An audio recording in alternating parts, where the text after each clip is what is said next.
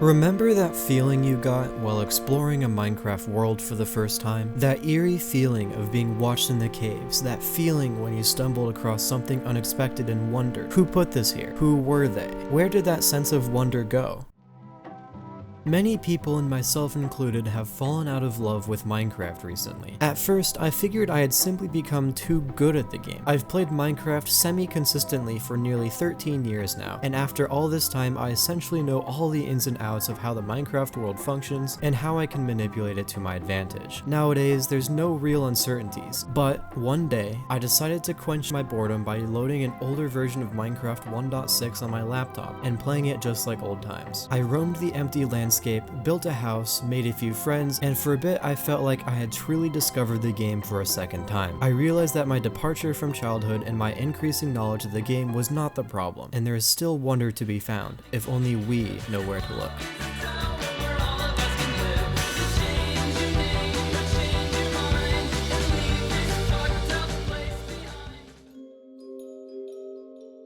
I thought about what made this particular world so different. In most ways, it was lackluster compared to the diverse ecosystems presented in modern Minecraft versions. I truly felt alone wandering this abysmal landscape, filled with plentiful resources yet no real inhabitants. And this is what made that feeling of being alone so real. I remember first coming across this thing over a decade ago. I excavated it like an archaeological site, looking for something that might give away its purpose or creator. Ultimately, I found nothing. There were no villages, or any life for that matter, within miles of the structure, and it didn't seem to have anything useful to offer to the player.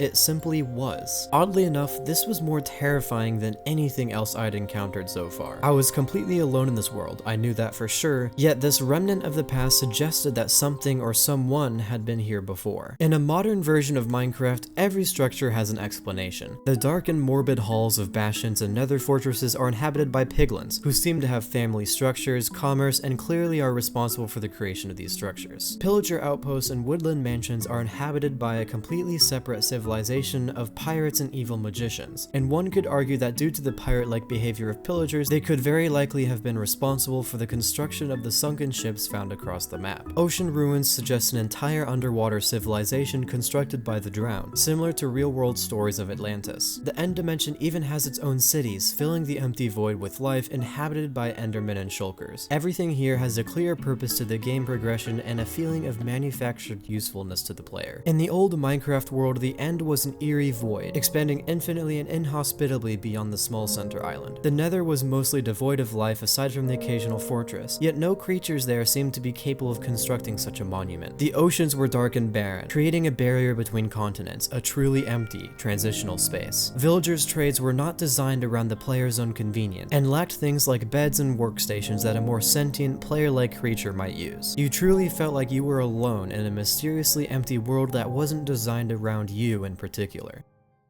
In a video game, a player's fear of loss and excitement due to success can only go so far. In the end, it is just a game after all. But feeling truly alone in an endlessly expanding digital space is a much more powerful experience. It leaves you responsible for finding your own place in a world that wasn't meant for you. On a multiplayer server or a world with friends, the focus of your experience remains on your relationship with other players, not in the game's intended progression. Part of the reason we all loved Minecraft back in the day is that it didn't really feel like a game. It was more of an odd place between our day-to-day realities.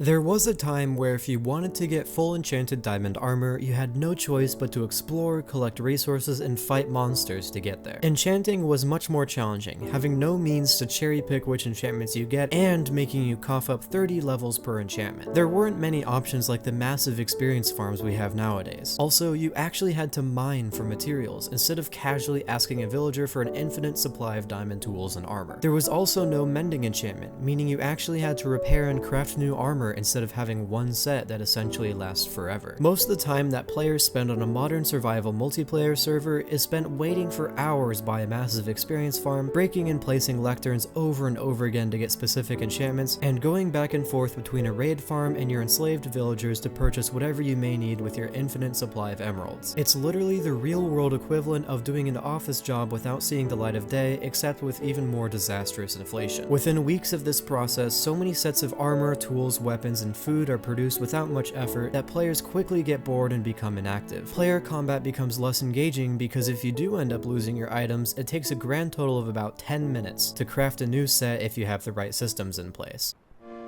This begs the question, at what point did the game begin to lose this lonely, adventurous, self-determined style of gameplay? Some argue that this transition occurs within the pre-release versions of the game, while others argue that this occurs directly after Microsoft's acquisition of Mojang. While I can sympathize with both of these arguments, I feel like this transition occurs somewhere between the two. Up until about version 1.6, every added feature was built on this idea of a lonely open world while still adding necessary functionality to certain areas of the game. Between 1.0 and 1.6, enchantments and potions were added, along with villagers, structures like pyramids and jungle temples, mine shafts, improved redstone, and crops. With update 1.7 came an entirely new world generation system, with much smaller oceans, worse caves, tons of new biomes, and essentially the same world generation that we became familiar with up until about version 1.18. It's hard to describe exactly why this change feels as pivotal as it is, but when you switch between versions 1.6 and 1.7, you can really feel the difference. In version 1.8, ocean monuments are added, which essentially removes the empty and transitional quality of the old oceans in Minecraft. I'm not really going to talk about the combat update despite its controversy because quite honestly, I enjoy both styles of combat and frequently play both to this day, and I don't think this was the real deal breaker for most people. From this point on, the game becomes what is essentially modern Minecraft, becoming continuously saturated with features that make the game more interesting but often deviate from the spirit of the original gameplay. I mean, just look at the latest update. What even is this? Quite honestly, I haven't checked out anything to do with the new update since the warden was added, and it seems to me like it's mostly a bunch of fluff. I mean, new wood types are always nice, and as a builder I love being able to expand existing color palettes with new blocks, but at what point is there just too much? On one hand, many of us miss the old simplicity of the game, yet without having frequent and interesting updates, the Minecraft community would quickly die out, as it did for a while between the aquatic update and the nether update. Where does this leave us now? There is no doubt that Minecraft will continue to receive updates, and there isn't really any alternative if we don't want the community to die out entirely. We don't really have much control over this, as Microsoft will continue to push out updates that appeal to a broader range of newer, younger players. They have to. Yet there is a lot that we do have control over. Hypixel has managed to remain the single most relevant Minecraft server network for years, despite having not updated past version 1.8. Modern users can still join in the latest release, but have not seen any of the new blocks or features in an entire decade. Here's the thing, Hypixel manages to stay relevant not because of short retention boost provided by new blocks or items, but because they keep gameplay engaging and constantly changing. Hypixel managed to have a huge resurgence in popularity in 2019 due to the release of Hypixel Skyblock, which still operates on Minecraft 1.8, but provides a completely unique and engaging gameplay experience. If you really think about it, the Dream SMP era had nothing to do with Microsoft's new updates, blocks, or features. It was simply a unique experience provided by content creators for the community. There is always hope. It might feel like Minecraft is going in the wrong direction and modern network servers may not hit the same as they used to, but the fact that servers like Hypixel can remain relevant on older versions of the game means that it is very much possible for a classic 2014 style server to become popular yet remain true to what Minecraft used to be for a lot of us. Ultimately, as we've seen time and time again, the community decides the future of the game. It's up to us now. Thank you for watching, and I'll see you guys next time.